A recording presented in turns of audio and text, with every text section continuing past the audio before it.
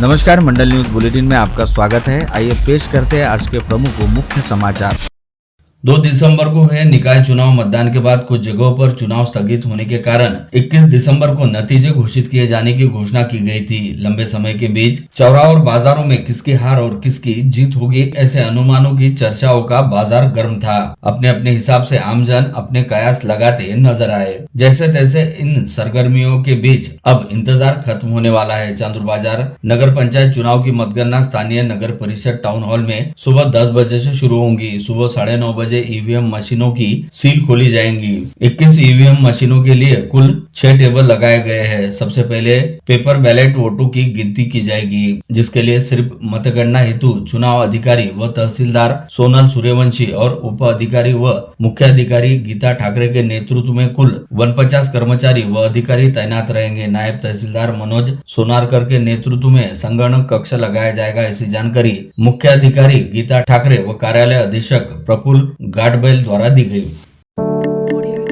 नगर परिषद और नगर पंचायत के शेष स्थानों सहित संपूर्ण अंजनगांव नगर परिषद के चुनाव हेतु काउंटडाउन शुरू हो गया। आज 52 केंद्रों के लिए पोलिंग पार्टियां चुनावी सामग्री लेकर रवाना हो चुकी है। कल सवेरे 7:30 बजे से शाम 5:30 बजे तक मतदान होना है, जिसके लिए केंद्र प्रमुख सहित पुलिस और खाकी ने भी सुरक्षा का मोर्चा संभाल लिया है। बता दें कि अंजनगांव नगराध्यक्ष सहित 28 नगर सेवकों का चुनाव 46,000 से अधिक वोटर्स करने वाले हैं। अंजनगांव पालिका के नगराध्यक्ष पद हेतु शिवसेना उबाटा के यश गजानन लवटे, बीजेपी अविनाश गायगोले, शिवसेना शिंदे गट की स्पृहा अतुल डकरे, कांग्रेस की आयशा बानो, अपक्ष आकाश राउत, विनीत डोंगरदिवे, सुनील जौंजाल के बीच मुकाबला बताया जा रहा है। उसी प्रकार 28 नगर सेवकों हेतु 14 प्रभागों से 173 प्रत्याशी मैदान में है। अंजनगांव में बहुकोणीय किंतु प्रतिष्ठा की चुनावी लड़ाई होने जा रही है, जिसके लिए आज दोपहर पोलिंग पार्टियां रवाना हो गई। कुल 52 बूथ बनाए गए। कुल वोटर संख्या 46,620 है, जिनमें महिला वोटर्स की संख्या 22,697 है।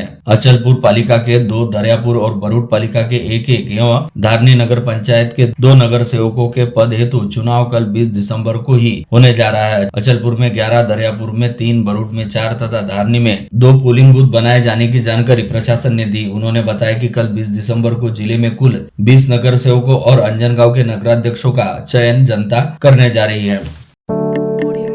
चित्रा चौक से पठान चौक एवं बलगांव रोड की ओर जाने वाले रास्ते पर बन रहे फ्लाईओवर का निर्माण विगत करीब 7 वर्षों से चल रहा है और इतना लंबा समय बीत जाने के बावजूद ये काम आधा अधूरा ही पड़ा हुआ है, जिसे लेकर दायर जनहित याचिका पर सुनवाई करते हुए मुंबई उच्च न्यायालय की नागपुर खंडपीठ ने सरकार एवं प्रशासन को कड़ी फटकार लगाने के साथ ही इस फ्लाईओवर का बचा हुआ काम 31 दिसंबर से पहले पूरा करने का निर्देश जारी किया था, जिसके बाद इस फ्लाईओवर के निर्माण कार्य में थोड़ी बहुत तेजी भी आई थी। लेकिन इसके बावजूद इस समय फ्लाईओवर के आधे अधूरे निर्माण की जिस तरह से स्थिति है, उसे देखते ही स्पष्ट होता है कि अगले 10-11 दिनों के भीतर यानी 31 दिसंबर से पहले इस फ्लाईओवर के बाकी के बचे काम का पूरा होना मुश्किल है। ऐसे में आप सभी की निगाह इस बात की ओर लगी हुई है कि आखिर इस मामले में अदालत की ओर से कौन सा अगला कदम उठाया जाता है तथा इस फ्लाईओवर का भविष्य क्या तय होता है। इस संदर्भ में दैनिक अमरावती मंडल द्वारा अपने स्तर पर की गई पड़ताल में पता चला कि संभवतः इस फ्लाईओवर के निर्माण की जिम्मेदारी रहने वाली ठेकेदार एजेंसी साफेकर कंस्ट्रक्शन कंपनी द्वारा फ्लाईओवर के निर्माण को पूरा करने हेतु अदालत से एक्सटेंशन यानी समयावधि दिए जाने की मांग की जा सकती है। विशेष उल्लेखनीय है कि साफेकर कंस्ट्रक्शन कंपनी ने फ्लाईओवर से निर्माण हो रही देरी को लेकर दायर याचिका पर सुनवाई के समय भी अपना पक्ष स्पष्ट करते हुए अदालत को बताया था कि कंपनी द्वारा फरवरी माह के अंत तक फ्लाईओवर का निर्माण पूरा कर दिया जाएगा और काम खत्म करते हुए फ्लाईओवर का हस्तांतरण PWD को कर दिया जाएगा।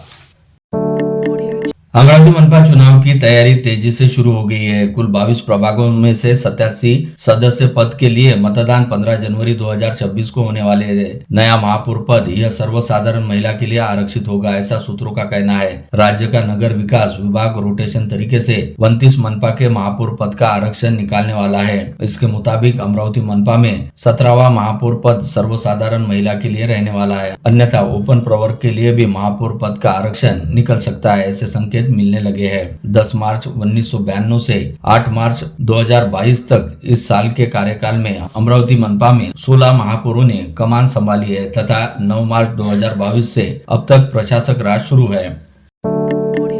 अमरावती मनपा चुनाव 2025-2026 की पृष्ठभूमि पर चुनाव प्रक्रिया की तैयारी, नियोजन व अमल बाबत शुक्रवार 19 दिसंबर को चुनाव अधिकारी व मनपा आयुक्त सौम्या शर्मा चांडक की अध्यक्षता में राजनीतिक दलों के जनप्रतिनिधियों के साथ महत्वपूर्ण बैठक ली गई। यह बैठक विश्व रत्न डॉक्टर बाबा साहेब आम्बेडकर सभागृह में आयोजित की गई थी। मनपा के आगामी चुनाव के लिए आज शुक्रवार 19 दिसंबर को सुबह 10 बजे मनपा के कॉन्फ्रेंस हॉल में चुनावी अधिकारी व मनपा आयुक्त सौम्या शर्मा चांडक की अध्यक्षता में महत्वपूर्ण समीक्षा बैठक ली गई। इस बैठक में नियंत्रण अधिकारी, सहायक अधिकारी तथा संबंधित कर्मचारी उपस्थित थे।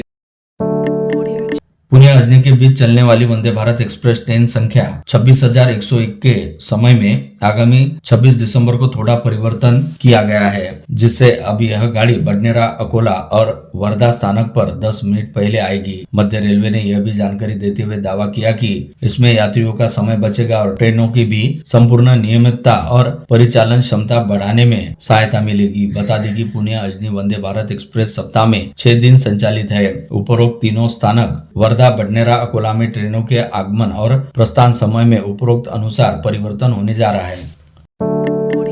मनपा के आगामी चुनाव के लिए तैयार की गई मतदाता सूची को लेकर नागरिकों में जबरदस्त असंतोष है, क्योंकि प्रारूप मतदाता सूची की तुलना में अंतिम मतदाता सूची में मतदाताओं की संख्या आश्चर्यजनक तरीके से बढ़ी हुई दिखाई दे रही है। साथ ही एक ही पत्ते पर सैकड़ों मतदाताओं के नाम दर्ज रहने को लेकर उठाई गई आपत्तियों के बावजूद कोई बदलाव न करते हुए अंतिम मतदाता सूची को जारी कर दिया गया, जिसका सीधा मतलब है कि निर्वाचन संबंधी कामों में सत्ताधारी दल द्वारा जमकर हस्तक्षेप किया जा रहा है। ऐसे में चुनाव को निष्पक्ष एवं पारदर्शक तरीके से कराए जाने को लेकर मनपा आयुक्त की ओर से किया जाने वाला दावा पूरी तरह से झूठा है। इस आशय का प्रतिपादन पूर्व पार्षद मुन्ना राठौड़ तथा कांग्रेस पदाधिकारी व जिला ग्राहक मंच के सदस्य समीर जौनजाल द्वारा आज यहाँ बुलाई गई पत्रवार्ता में किया गया। अमरावती जिला तैलीग समिति व महाराष्ट्र तैलीग महासभा द्वारा आगामी 30 दिसंबर को स्थानीय पीडीएमसी परिसर स्थित छत्रपति श्री शिवाजी महाराज सभागार में तेली समाज के विवाह योग्य युवक युवतियों हेतु राज्य स्तरीय परिचय महासम्मेलन का आयोजन किया जा रहा है, जिसमें रेशम गाठी बंधन पुस्तिका का विमोचन करने के साथ ही विवाह योग्य युवक युवतियों सहित दोबारा विवाह हेतु इच्छुक विधवा विधुर एवं तलाकशुदा समाज बंधुओं के लिए भी परिचय सम्मेलन की सुविधा उपलब्ध कराई जाएगी। साथ ही साथ समाज बंधुओं का सम्मेलन आयोजित करते हुए तेली समाज से संबंधित विविध प्रलंबित मांगों एवं समस्याओं पर भी विचार विमर्श किया जाएगा। इस आशय की जानकारी देते हुए आगामी 30 दिसंबर को अमरावती के समूचे राज्य भर में सर्वशाखीय तेली बंधुओं की उपस्थिति रहेगी, ऐसी जानकारी उन्होंने दी।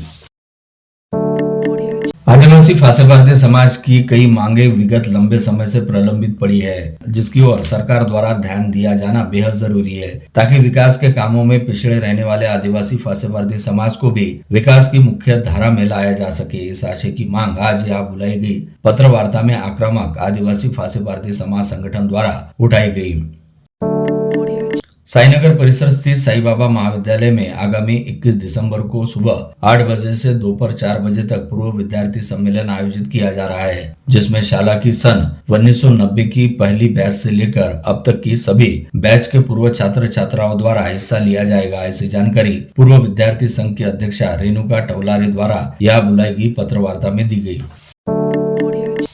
मैं यूके में पढ़ा हूँ, विश्व के अनेक देशों में भी शिक्षा संस्थान और पाठ्यक्रम देखे हैं। भारत की शिक्षा अनेक मायनों में बेहतरीन है। Birla open minds international school इसी शिक्षा को आगे बढ़ाने का प्रयास कर रही है। देश की नई दिशा नीति भी शानदार है, जिसमें 30 से 40 तरह के कौशल पाठ्यक्रम में लिए गए हैं। देश की जनसंख्या और भौगोलिक विस्तार को देखते हुए शासन को न केवल शिक्षा का बजट बढ़ाना चाहिए, बल्कि जन भागीदारी अर्थात पब्लिक प्राइवेट पार्टनरशिप से भी शिक्षा की पहुंच सभी तक करने के प्रयत्न होने चाहिए। यह अपेक्षा आज बिरला एजुकेशन ग्रुप के सीएमडी और मशहूर उद्यमी निर्वाण यशोवर्धन बिरला ने व्यक्त की। वे रेवसा स्थित Birla open minds international school के वार्षिकोत्सव में भाग लेने पधारे और स्थानीय मीडिया से सहज संवाद किया।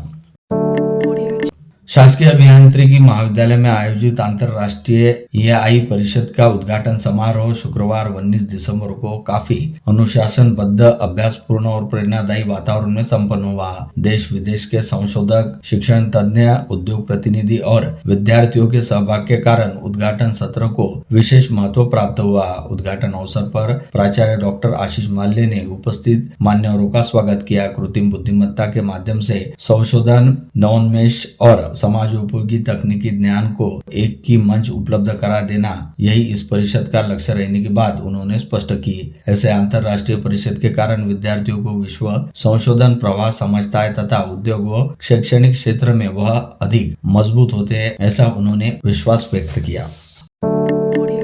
विभागीय संदर्भ सेवा अस्पताल सुपर स्पेशलिटी अस्पताल में यहाँ 64वीं किडनी ट्रांसप्लांट सर्जरी पूरी हुई, क्योंकि मरीज किडनी की बीमारी से परेशान थी, इसलिए उसका बाहर इलाज चल रहा था और वह कुछ सालों से डायलिसिस करवा रही थी। फिर डॉक्टर ने मरीज व उसके परिवार को किडनी ट्रांसप्लांट के बारे में बताया कि विभागीय संदर्भ सेवा अस्पताल अमरावती में हो रही सफल और निःशुल्क सर्जरी के लिए न सिर्फ अलग अलग जिलों से बल्कि दूसरे राज्य से भी यहाँ मरीज आते हैं। फिर आज हॉस्पिटल में 64वां किडनी ट्रांसप्लांट हुआ। 36 वर्षीय सोनल राजू चौधरी इनकी यह सर्जरी सफल हुई। पिता सुरेश रंगराव गुहे उम्र 65 ने अपनी बेटी सोनल के भविष्य के बारे में सोचते हुए उनको किडनी डोनेट की।